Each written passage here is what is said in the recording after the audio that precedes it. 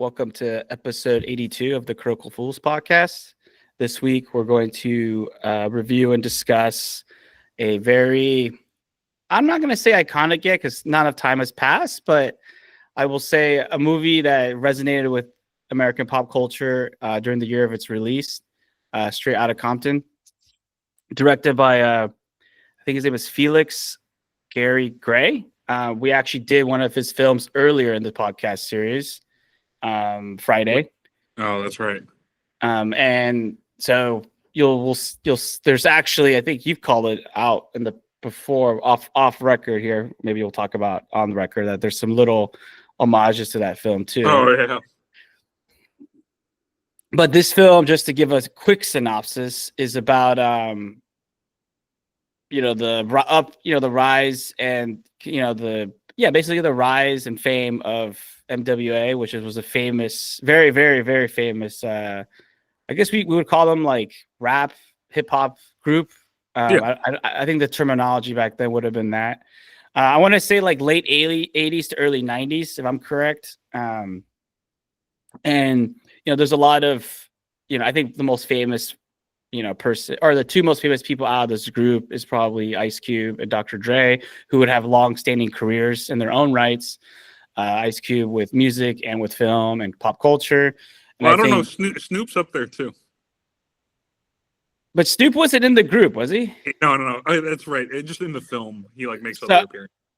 So I meant in this group of this core group, because this is really about these guys actually. If you think about it, like and honestly, I thought it was like, as somebody who knew surface level knowledge, it got me more curious about the group and the time period. And I think we often, because now I was reading like one of those internet memes where like, I think like they said like 1980. Yeah, I think it was 1980 they picked. It's like it's closer to 1955 than 2025. So like I think now it's actually a pretty good time. In terms of what do you mean? Oh, you mean the actual time period? Yeah, like we're moving far enough on time that like, one could argue, which it threw me off because, so I'll give you some context. I was watching a film that was released in 2003. So we were like, middle school basically. And when they're like, this is at a retro theater. So like they opened the credits with, oh, we're retro film 2003. And I was like taken aback, like, wait, so then what exactly is 1988, which is when this music started popping, right? It's like, that's just basically like a classic. Like, is that what we're calling it now? Like, it's like 35 years. No, it would be 37 years ago, dude. Yeah. So this is considered now. That's a long time. Yeah. This is how, no, it's like, we're getting older, right? So like, this is how people, like when I was a kid, I remember how this is how like my parents would talk about music of like the 70s and stuff. It's like, those were considered like classics. I don't know what they're considered now, or there's a new term, but like, yeah, not one could argue like the music that was that late 80s, early 90s. Well, a lot of people would probably consider this classic hip hop, or old. Exactly. No, and the term you hear all the time is old school. So then, yeah, that's what it is. It's old school, and so it was. I think remember this film came out 10 years ago. So, so now even 10 years removed, it was interesting to kind of like take a time loop back, right? And so, yeah, I mean, to be fair, even like when we were in college and whatever, and you listen to like hip hop mixes that were put on YouTube from this era, they would be like labeled even 10, 15 years ago as old school hip hop. Yeah, now I guess we can call it ancient hip hop. Because that's the way we're going. Mm-hmm. But anyways, that's just a synopsis. I think we'll dive into some of the key themes and scenes. But yeah, I mean, there's, like I said, this is something that you could read about on, there's been, articles, and there's a Wikipedia. So like we won't divulge too much into like, the whole like timeline. But it's interesting to think back to a time when like Dr. Dre isn't Dr. Dre, right? And like now he's just, massive and huge, dude. Yeah, like he's probably one of the legendary figures of that genre, and like it just reminds me of the whole like the cliche, but like the whole like hungry artist kind of deal. Yeah. Like this is a time where their bags aren't full with cash. There's a lot of cultural pushback, which I think would be interesting to discuss because this is during like still like the Reagan's America. The Reagan era, dude. Yeah, the Reagan's America. And And then like, you know, they clip in. I think where the film shines is that they're able to blend like kind of like that modern film techniques with like little tidbits of what the time was like, especially for a generation. Because I know a lot of people who watched this film were teenagers. Like we were like already out of college, but they were teenagers. We were just out of college, I think. Because I know that like my siblings watched the film and they were like asking me like tons of questions because they just had no idea about like this era of old school music, you know, because they're born in the 2000s, you know. So oh yeah, I knew someone who was a couple years younger than me. Who was like, she's like, I thought Ice Cube was just corny. I didn't realize he was like so hard. I was like, yeah, because you know him from like Daddy Daycare. No, he was like he was an OG back then. Yeah. But anyways, I think that's a good backdrop. Like, I think it's cool to open up with. I'm curious about your overall thoughts in the film. Did you like it or not like it? Before we'll get into scores at the end, of course. But after that, I'm curious about thinking about the backdrop. Right, we're talking L.A., Compton's '80s, which also has its own connotations. Early '90s even, and I'm gonna leave it at that just as a teaser. Yeah, I mean, I thought it was overall. I thought it was a good film. Obviously, I think. Some characters I read about were a little upset with how the story kind of didn't mention some of the other people in the group, even though they were pretty fundamental. Like they were not given as much screen time, even though they like had pretty big contributions in the early days too. I'm thinking like I think MC Ren. I read an article about that.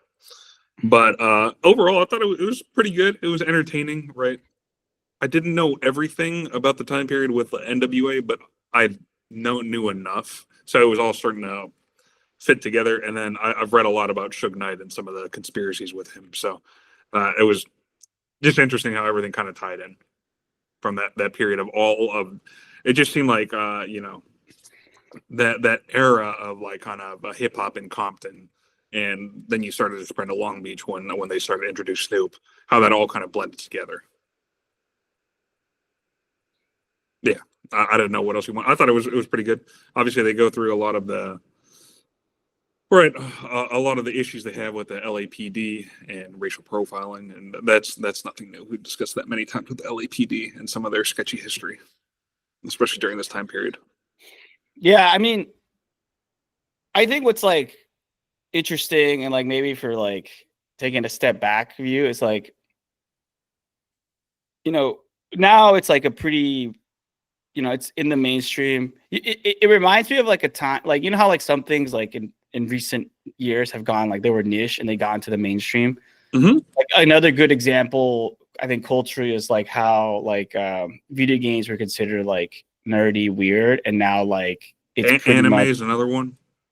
That one's a little bit harder just because. No, yeah, but it's had a much more crossover. I would say the last 10 years. Yes, but there's a bridge you can't cross just because of the hardcore fans in there are. Sure, yeah, but I meant like certain, obviously not totally, but even just the fact like I saw the Boy and the Heron, which is the latest Miyazaki film. There were so many people that were all over. So I would say more like mainstream anime. There's not as much, I guess, like stigma, or like a lot of people kind of watch that. I'm not talking about the hardcore like weeboos and all that. That's like a totally different culture. Yeah, there's the inner war there, but yeah, we'll table that for another time. Anyway, but yeah, I think we like it's kind of like the typical pattern, right? Like there's something that's niche. And that's the key, right? Some things that are niche stay niche, right? Like there's only so many people that are into toy trains as adults, right? So like, but like or roller coasters. But anyway, we'll go, yeah, or that. And then like, but like, you know, there's those magic cultural, let's say, transition points. I'll use that word, where what some group really loved, right? This RU EDM was like this too, actually. Now becomes like it blows up, right? And I think why NWA wasn't the only one, but I think as a group, because they were speaking to issues of their local, you know, time, their period, and the reality that they were living in, and then the music was just so good that, like, you know, even the wider America liked it. And like I said, well, maybe we'll jump into the Reagan thing in a sec, and also like some of the cultural because I think the 90s was filled with this. Because if you listen to some other songs, even the mid 90s, late 90s, like hip hop and rap was still trying to like grease their elbows with like, let's just say the status quo. Mm-hmm. Like I think Eminem has a famous song, I forget which one it is, but he's just saying like how all the kids are listening to his music, but all he hears from the government is that he's too obscene, you know. And I think like yeah, I think it's The Way I Am is like one where he kind of touches a lot on that too. And so like the one I'm thinking of was White America. That's my favorite song. I love White America.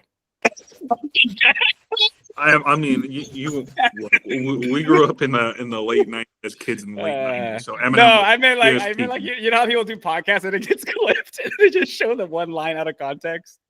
That's what I mean. Just clip me. Yeah, but you're talking about Eminem, so yeah, it is a good song. It is a good song, but yeah, that's the one we talks about. But like, yeah, like I think what like folks kind of forget is that, especially in LA, but in America as a whole, right? Like there's the crack war, air quotes there, because it's the most fake war I've ever seen. But and these guys are it's the war on drugs, dude. I think is what you're going with. Yeah, but yeah, what a terrible war. Anyways, and they're living through it, and they're making music. Like it all, like I guess, you know, I know you're into music more than I am, but like it speaks to almost also a purity where like the money isn't involved yet. And they're really trying to make music about their lived experience and like the style that they're developing. And I think that's actually pretty cool. I thought that's what the film actually, I think the high points, I mean, it was cool to see the whole story, but to me, the first third of the film is probably my favorite actually. Yeah. You talk about the story, and it's the same with a lot of musicians, the come up.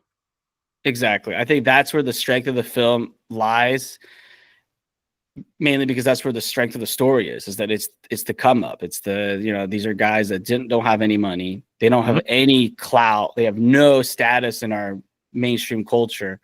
And they're just making music because they love making music. And this is where the game gets bigger. Because I think like you could study, I'm not a historian of hip hop, but I think you could probably study hip hop and have a high level analysis of like how it kind of changed over the decades as the piles of cash showed up. So it's interesting always to me to see a slice of time when like the piles of cash weren't there and they were having to fight for their claim and the pop piece. Yep. Yeah. Anyways, what did you speaking of that period, what did you think of the police scene with Ice Cube? He was just trying to, you know, walk across the street, you know? Yeah, I mean, there was a lot of controversy and bad practices by the LAPD during that time. I mean, you're pretty aware of what was going on from you know, the LAPD trying to fight the quote unquote war against crack and the crack epidemic there in Compton and other parts of LA. But yeah, there was just a lot of profiling and a lot of corruption during that time period. Because I think there was a big time drug dealer that they were trying to get during that time who actually, this ties in, I don't know if you know the full history, but there's a big drug dealer during that time who was Highway Ricky Ross, which he basically was like one of the biggest drug dealers in the Compton area during this time, made a ton of money, but the LAPD was trying to stop him, so they put an operation like Highway Ricky Ross, trying to stop this guy. That eventually led to what became in the 90s the LAPD's Rampart Crash Unit Division, which led to all kinds of other scandals during the 90s, which actually influenced Training Day, right? The movie that was kind of inspired by some of the bad practices that they were doing during that time. And what was actually kind of wild is the same officers were in that like crash unit division that were hella corrupt. They were working as security guards for Suge Knight's Death Row Records during that time. And so there's some conspiracy that they are actually the ones who ended up killing, I think it was Biggie during that time. So it was kind of wild, like when you start reading all these like conspiracy rabbit holes. Well, they're not really conspiracies because like, I don't know, there's a lot of coincidences there. But yeah, it's kind of wild, and there was just a lot of corruption that was going on during that time in the LAPD.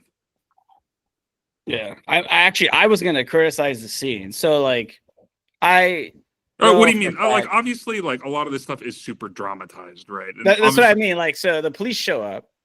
But was there a lot of bad practices from the LAPD? Yeah. Yeah, like, no, I actually read a lot about it. I actually think that the conduct of the officers when they detain Ice Cube was actually probably not far off. But like what I didn't find believable, it was not super realistic. I'll give you that. The cops are all there. He's just gonna walk through the cars. Like nobody is doing that in the 80s LA. Like they're staying in the house and waiting for them to dissipate. Bro, I'm not doing that. I'm just like. They did it for the dramatic effect, to your point, and that's where, when we get to the scores, that's where I ding it. I'm all about that realism. Oh yeah, for sure. Do I think that was the most realistic portrayal? No. Do I think other incidents of kind of stop and frisk were going on during that time? Hell yeah. Yeah. So I don't know if there's anything you want to jump to, but because this is like a. I'm trying to think. I mean, pretty straightforward. It's pretty straightforward. What was I going to say? Oh, yeah. So you mentioned the director. Yeah. So one of the scenes, which was kind of funny, because obviously, like a lot of these guys, they're kids when they're starting to come up, or like they're in the early 20s. Right. And so what was funny is they go on tour and obviously, like, they're engaging in some promiscuous behavior. But at one point, one of the females who's in their hotel room, she actually has a boyfriend, and they come knocking at the door. I think this is the scene that you were trying to reference, that the director makes a callback to Friday. But one of the guys is like, yeah, I'm looking for my girlfriend, Felicia. Is she in here? And they like go and come out with guns and scare them off. But then at the end, basically, they kick that girl out and they say, bye, Felicia. That was from a scene within Friday, which ended up becoming like, it was a pretty big meme, I would say, about like 8-9 years ago, something like that, where everyone was saying bye, Felicia. But yeah, it was just funny that this kind of continuation of kind of the references from like an earlier film that was, I think Friday came out in like 95, so it was quite a long callback. Yeah. Yeah, I don't know what else you wanted to specifically jump into. I guess, like, what did you think about Jerry's character? Well, before we get into Jerry's character, I mean, I will say this. When they were doing I will say, again, one of my favorite scenes in the film is definitely when Eazy-E is doing the first song, which is Boys in the Hood, right? Yep. Yeah, I mean, that's the one that I played. Kind of like when you're talking about like how he's the real life drug dealer. He's not really a rapper, and they're like, dude, you need to do this song because it's your story, right? Yeah. And you're going, and he's like, yeah, but I don't do rap. And so he's in there, and he's not really understanding. He's like, no, dude, you need to sing it like you mean it. And he finally hits it right on the tempo. Yeah, it's like, it's kind of one of those moments where it clicks. It's like, that's it right there. Like they knew that they had something. Yeah, and then that's my favorite one, like in terms of like early when they're making the music. And then the other one that, like, of course, is the classic is the F the Police. Sorry, I have to not cuss for YouTube. That's after they got harassed outside the record store. And then this will lead to the Jerry question. But like, yeah, I was just like, that's another song that I when I was a teenager, I did. It's funny, Boys in the Hood I like more, but I ended up discovering that after I heard F the Police, which is one of my favorite songs, and I will play that if I see a cop. So, so the I'm sorry, you're fine.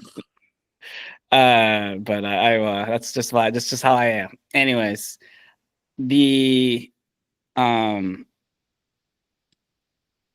but yeah, like that was also a great one. And that was a great scene in the film. But anyways, regarding Jerry, like I think you probably know more about him because I know you did some reading.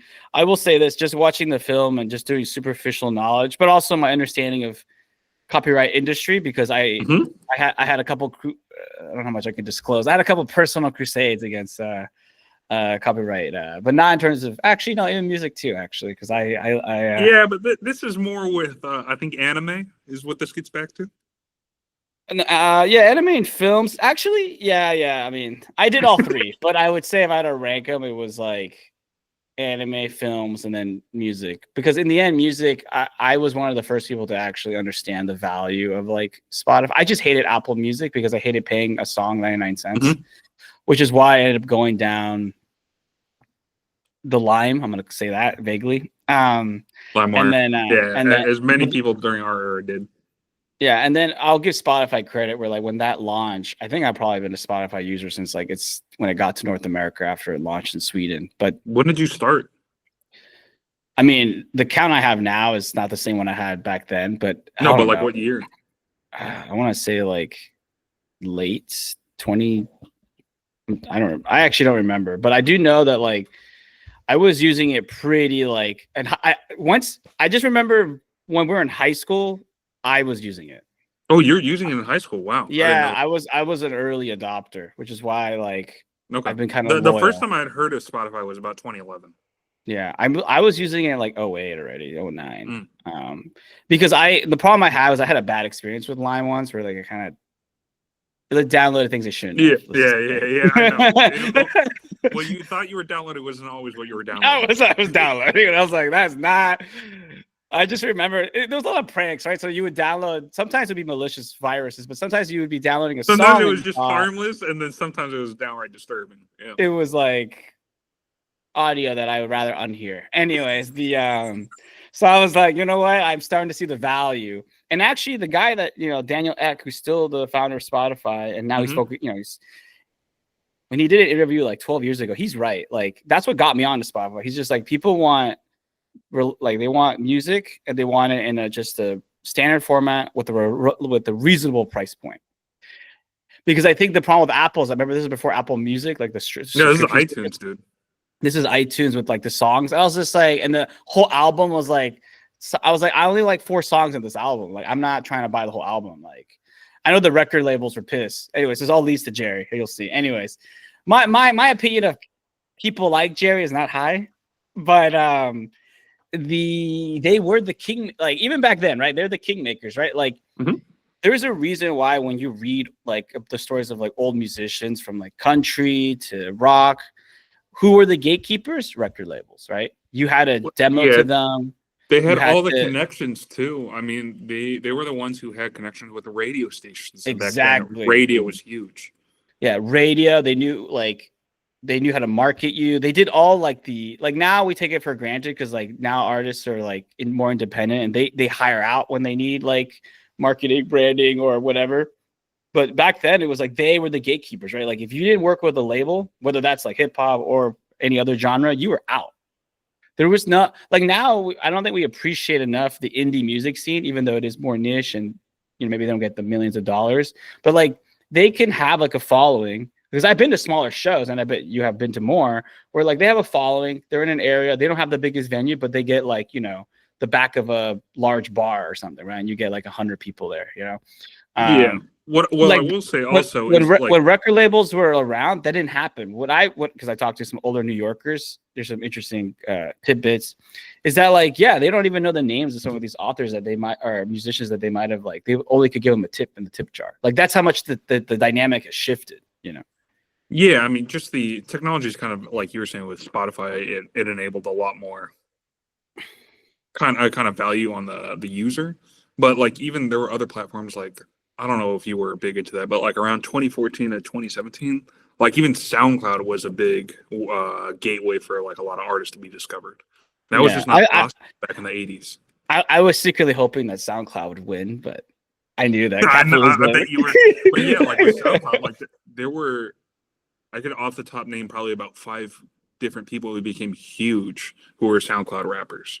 Right. And obviously like there's a lot of garbage out there, but it was just an avenue where they kind of blew up. Like I think it was like Post Malone and XXX Tentacion and a bunch of like Lil Uzi. They all became huge mainstream artists, and that was because of their initial success on SoundCloud.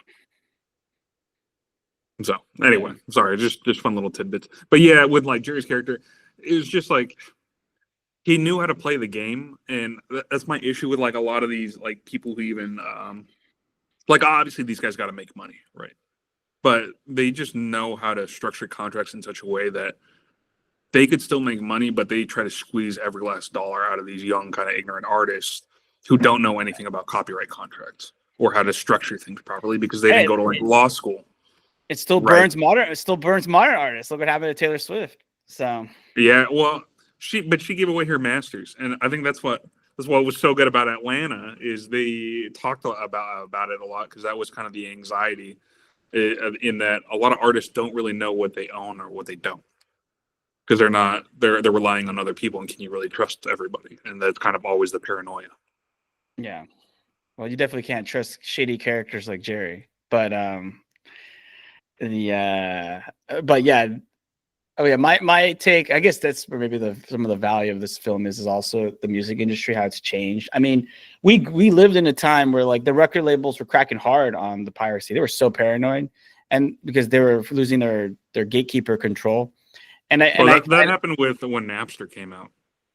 Yeah, another platform that I respect. I want to just say, man, you must hate Metallica then. They're the ones who sued the life out of Napster.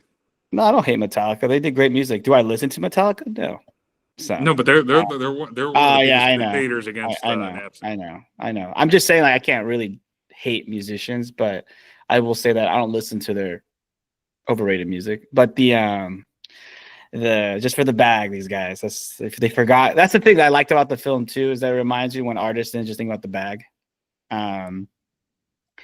You know, there's a time. I think all musicians forget there's a time where they did it because they loved it. They just wanted people to enjoy it, and then they got corrupted by money.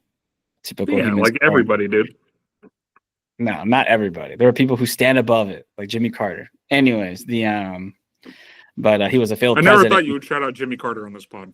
I went to his presidential library, and I was actually pretty impressed. I was like, oh, this guy was not the best executive, but I cannot say that his character was corrupted by the power of the office like other people. Reagan. Anyways, or other current modern politicians. Oh, those are all dead. That's over. There's like none that are like decent anymore, dude. They're all corrupted in their own way now. Even the ones that pontificate about how they care about the people, like AOC. Anyways, I won't. Let's divert back to the industry, but the music got hit hard first because again, audiophiles was like because people forget that video was hard to put online, right? It was really laggy. We didn't have like the technologies we have today, right? So like film was late after music, but music got hit hard, and like you said, the late 90s, early 2000s, and it's just crazy how like NWA was 88, right, when they kind of formed, right? It's only like 10 years later where like the music industry would get really disrupted in their distribution model.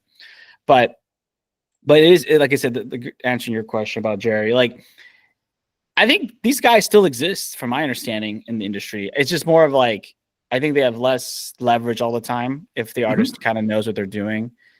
I also think their job has kind of changed, right? Like now they have to worry about all the platforms and making sure their artist does get paid. And like some artists are pushing hard about making sure like if they were to leave a label, they got, you know, their music's protected, it's theirs, right? Yep. Like I think Swift for a minute also pulled from Spotify. But yeah, as you know, I think what you're hinting is the NWA guys didn't read anything. And there's that crazy scene where well, you know, my whole point is just like they just don't have the know-how to navigate that. There's a lot of artists that kind of talk about that during that. I mean, I'm sure you've listened to a lot of 50, but he talks about his kind of navigating. His early days navigating. He's like, dude, it was so interesting, like hearing some of the early 50s like interviews. He's like, I thought the street world was kind of ruthless or vicious. He's like, it was nothing compared to the music industry. And I was like, damn. I was like, that must have been a while trying to navigate like the early 2000s. But that's why in the end he wanted to work with what's the record label? Yeah, I know who you're talking about. I mean, he kept getting shopped around from label to label. Yeah. And then that's where the legend in this film, he's like, I see the talent, I gotta get it, dude. Yeah, people people forget that like some people's like the next generation's favorite, some of their favorite musicians and hip hop artists, they literally came from I'm gonna just look it up, the guy's record label. Which guy are you talking about? Jay-Z's? Yeah, no, not Jay-Z, Death Row Records. Yeah, Suge Knight's, who was Dr. Dre. Yeah, so like, yeah, that's in this film. But I mean, like people forget because they can't cover everything, right? But people just forget that like I think that's probably one of the more important things besides his own music. Well, it's just all the record labels that kind of sprouted from this generation. Exactly, because they started giving more of an avenue for like, these kind of artists to at least flourish. I mean, everything that there are huge record labels from Death Row to Ruthless to what was it, Interscope? Like, these are all massive brands in the 90s and 2000s. Yeah, because the one thing with Jerry's character, which I think the actor plays really well, I think his name was Paul Giamatti or whatever. He's a villain. Yeah, and he's actually where I know him from is he did a really good depiction of John Adams. That's where I first saw him. It's a great show. But like you could tell that, and actually that's where he does the correct portrayal. He doesn't care anything about the music because he doesn't know anything, right? But he just sees all the eyeballs and he sees the hype, and he knows that hype is money because he's been around the industry enough. Right. And so he's just chasing the bags.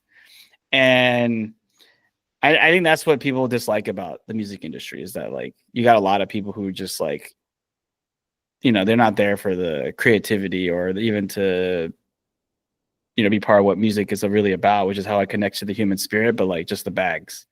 And I think it bothers a lot of people who enjoy music, who are part of the industry, who are musicians, but unfortunately it's part of the game, as they say. Like Omar said, don't hate the game. Don't hate the player, hate the game. But that's kind of like my take. I don't know if you had any other. I know you did more reading. Do you have any critical insights? No. The only thing I know, and I mean it's not surprising, is that the actual Jerry, he did not really like his portrayal or depiction in the show, and or in the movie, I mean, and he actually, I think he sued this film or was threatening to sue. And so that just made me chuckle because obviously, like a lot of this is kind of over dramatized and overblown, but I think a lot of it is still like there's truths to how they portrayed him, because there's a lot of other characters like that in the music industry. Yeah, no, so that's pretty much it. Oh, I did love, which made me laugh, kind of transitioning out of this, but when the FBI orders them to cease and desist on playing their F the Police. Yeah. And then they go and play it anyway in Detroit. That made me laugh. That was funny, yeah. Then they come in and yeah. Well, then Detroit PD, which actually ended up happening. Apparently, Ice Cube said it wasn't as bad as they did. Apparently, a lot of the police officers, they actually ended up, like, they detained them and whatever, but they let them go. They just asked them to actually sign some NWA merchandise for their kids, which made me laugh a lot when he said that. That's funny, dude. NWA, dude. I'm telling you, it's taking over the world, dude. It was at that time period. I mean, between them and, in terms of hip hop groups, them and I would say Wu-Tang are like the two biggest that have come out of this kind of era. One East Coast, one West, which was a big thing during this time period. Yeah, but the West Coast music was better. Anyways, it was. I mean, I don't know. I even though I'm from the West Coast, I love Wu-Tang. Yeah, but I listen to one of their songs. I still listen to like. Oh no, I listen to a lot of I have a lot of Wu-Tang music. Yeah, I just like the energy and the NWA. I love the Against the Power. So I love a lot of their karate samples in Wu-Tang. That was just very influential. It was, but it's all right. It's not my cup of tea. I'm more about like you gotta make a statement with my music. I love Bring the Ruckus. That's a good one. Yeah, that's a great song. And I don't know. This song's fire. Oh yes. What I was gonna say is that shoot, it's escaping me now. The AIDS stuff. I thought also like, I mean, this actually happened, so like, but we also really forget that like the 80s was a huge, like, we just didn't have the awareness around HIV and AIDS and stuff. And as you know, I think Eazy dies from it.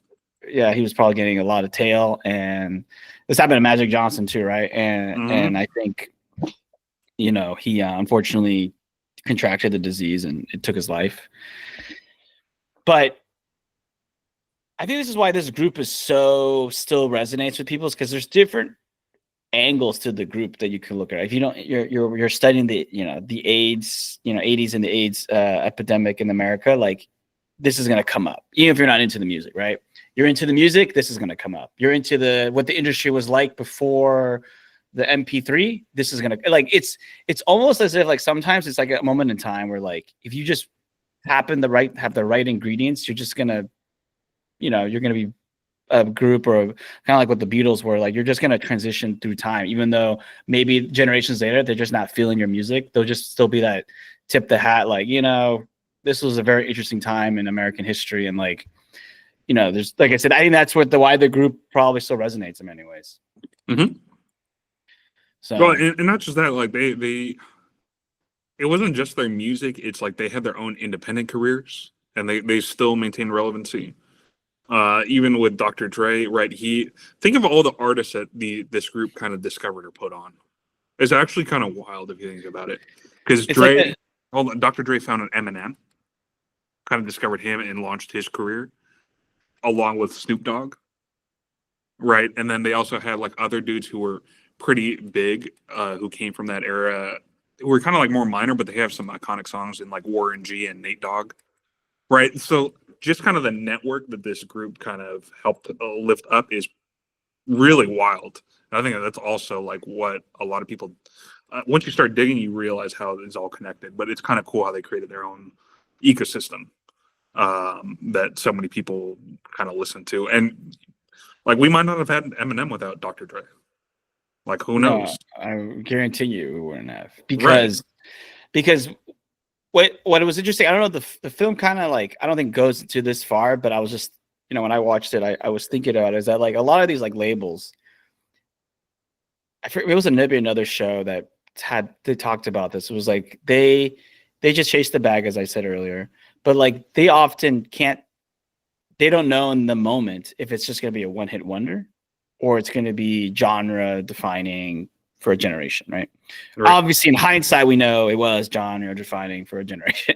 But like, there's a lot of artists that like you randomly hear like whatever through a sample or like just by coincidence, and you're like, what happened to this person? You realize that they made 2 songs.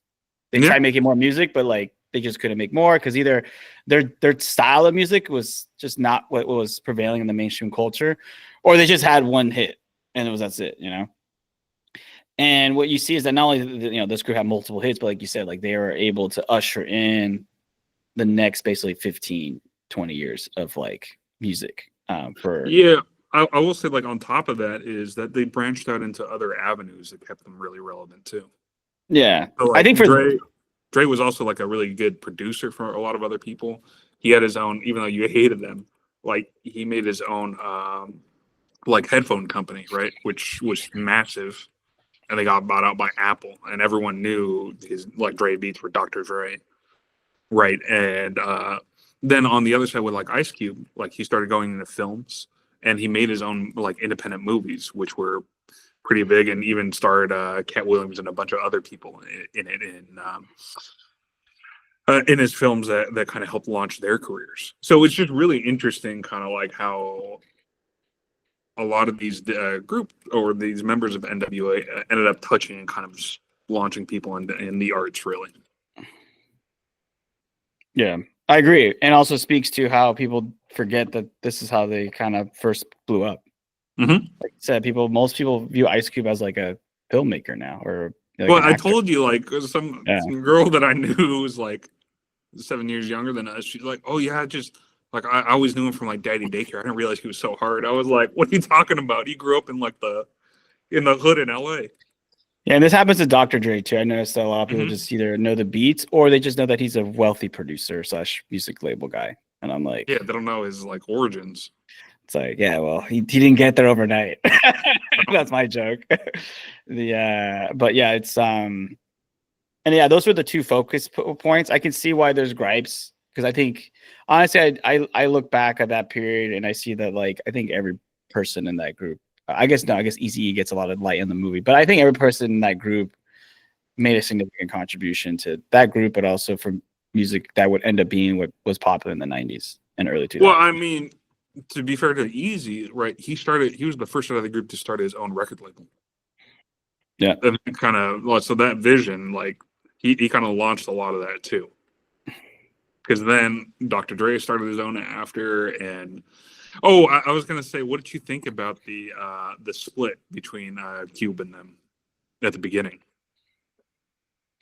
Do you not remember? He's the first one to leave NWA. I knew he was the first one to leave, but that's just because I knew that. Uh-huh. I'm trying to remember how they depicted that. They showed them as kind of going back, like that was kind of like the origins of like, that's big in the hip hop culture, especially at that time. But like kind of the diss tracks going back and forth. Yeah, but I'm trying to remember what the scene was. I do remember the diss tracks, even while I grew up. Yeah, with he diss heard a tracks, slight so. diss from an NWA song towards Ice Cube, and then Cube goes and just like unloads the mag of disses Oh, towards NWA. sorry. This is all because of the Jerry, right? Yeah, because of Jerry. Yeah. This is because of Jerry. Yeah. So, yeah. I mean, Cube, to his credit, and I think because NWA was struggling to make songs without Cube. They were. That's because the group worked as a group. We all knew this. Well, and Cube was one of the main writers for the group. Yeah, I think that's why it ended up falling apart. But yeah, I think Cube, he was ahead of his time, right? Like Cube, what is articulated. I think there's a reason why Cube is the only one shown talking about homework in the film. I think Cube was just homework. Remember, he's doing his homework early in the film. Like, I think there's a reason that's even dropped in. I think it's like they're not trying to be like explicit about it, but implicitly trying to tell you that like Cube is somebody he studied hip hop more than they did. Yeah, not just studied hip hop, but I think he also studied like other things that came him aware of like how exploitative American culture can be. Oh yeah. So I think while other guys were seeing like the funnel of fame and money, he was seeing partly the bigger picture, which was like, yeah, this is how we're gonna make this last, And I don't want to sell out here, which is what's probably helped him throughout his career because he's, been in the entertainment industry for 30 years now.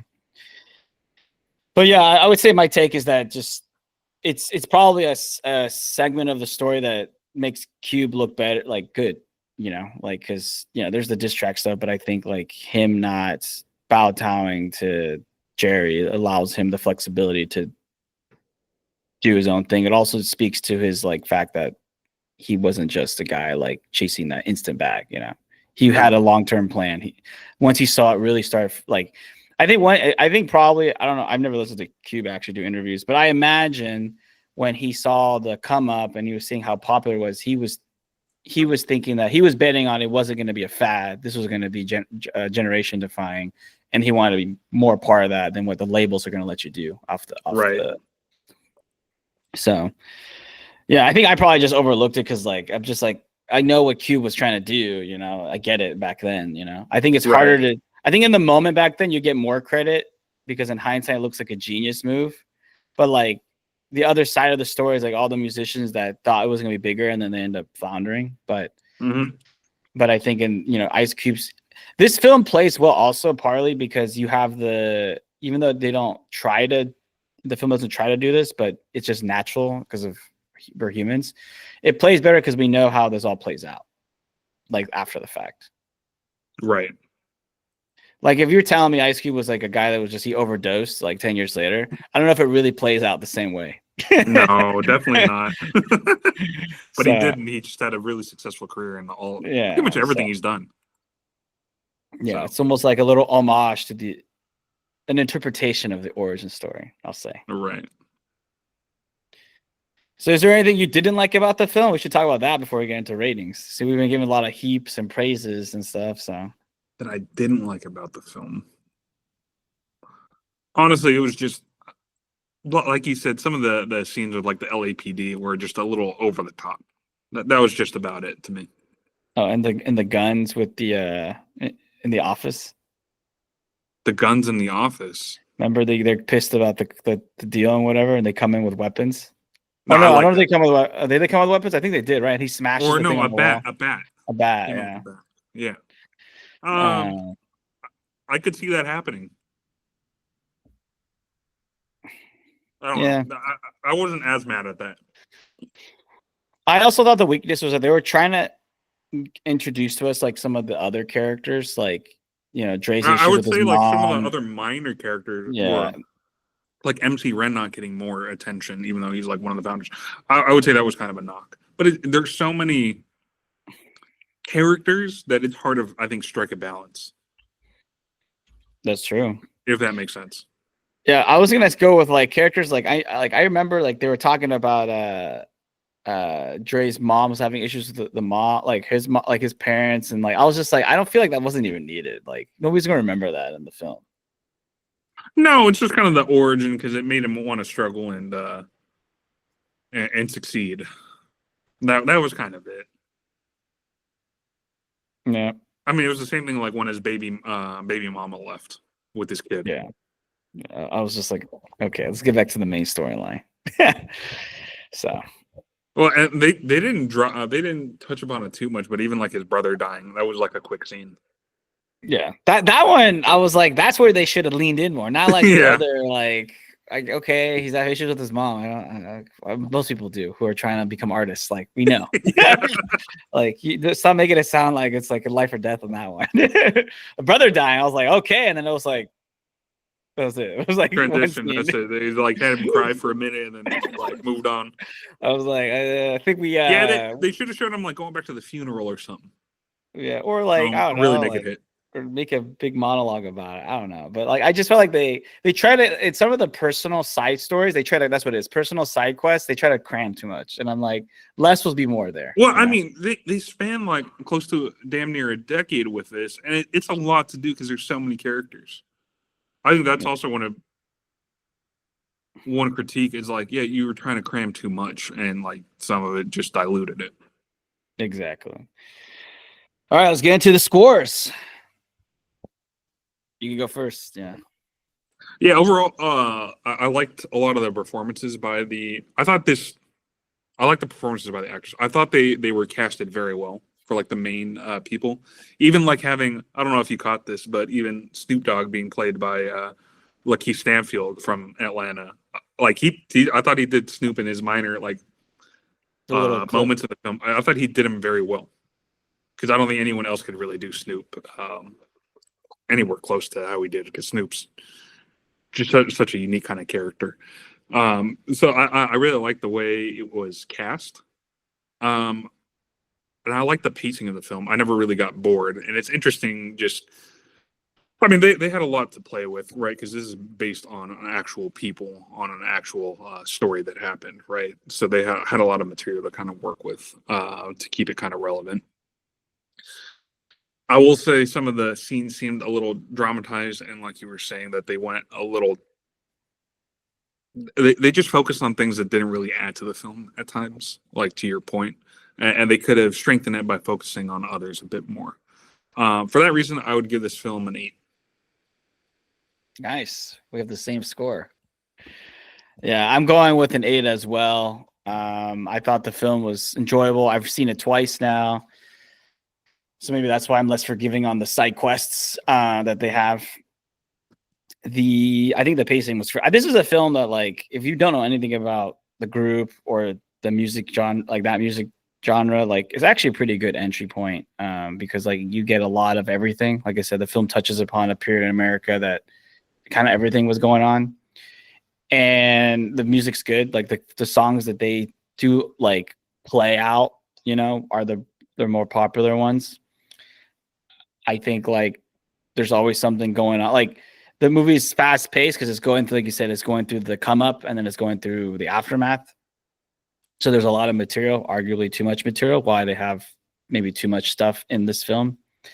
Performances were good, but I would expect that given that a lot of the actors, I think they probably took their roles very seriously because these are probably many actors who grew up on the music too. I think that's probably. I mean, we have Ice Cube, who I will say this: I don't know what tricks they did, but they somehow made him. Oh, okay, I'll ask that. Okay. You think it worked? I think because there's that. I won't repeat it, but something doesn't crack. But the he played himself, but he had to play a younger version of himself. Ice Cube, yeah. Yeah, I mean, to me that worked, but that was a risk I think they took because it was. But I mean, I wasn't mad at it. Yeah, it was. I think it played well because they say like there's that stereotype cliche that certain ethnicities don't age as badly. But I would like to see like just say because like it's not necessarily the worst, but like yeah, I think you're saying that like a lot of people, black people don't necessarily they age pretty well, especially relative to other groups of people. Yeah, and the saying you're saying is black don't crack, which there are some like who's the dude? Another comedian, Godfrey. I don't know if you've ever seen this guy. He's like close to 60. I thought he was dang near 35. Like I was blown away. Like I was like, man, how have you aged this well? It's like kind of crazy with some people, but you're gonna get that with like I bet you could find that with like certain people within any given group. Like some people just age very well, and then some people just age horribly. Well, that's why I think works. They age like milk. I think that's why I think it works. Like I'm trying to think of like other actors who have done a lot of like Botox and stuff, and I'm like, they're never gonna, they can't pull this off. They would need all the CGI. Like, there's no. Oh yeah, absolutely. But yeah, I'll leave it at that. 8 out of 10. Great movie. Not perfect, but most movies are not perfect, and I think it's, you know, it's still relevant. Music's still relevant. The times have changed, and the industry has changed, but a lot of the entities are still relevant. So, you know, I'll leave it at that. Yeah, I don't know. Are you looking up something real quick? I was just gonna show you this dude. No, you go ahead. But yeah, so that's episode 82. We don't really get a lot of comments, so I'm not even gonna say that anymore. But if you could play it in the background or just like the video, we will get our metrics up. So that's all we need. We don't even need comments. We just need that, you know. So because we've lost one subscriber, it's not good. We've lost one. We're down from 12 to 11. To 11. I'm shocked we even have broken 10. We must have like 3 viewers that are consistent, because every time I've uploaded some in December, we have 3 views on each one, and I'm like, oh, really? Yeah, but they last like 5 minutes a pop.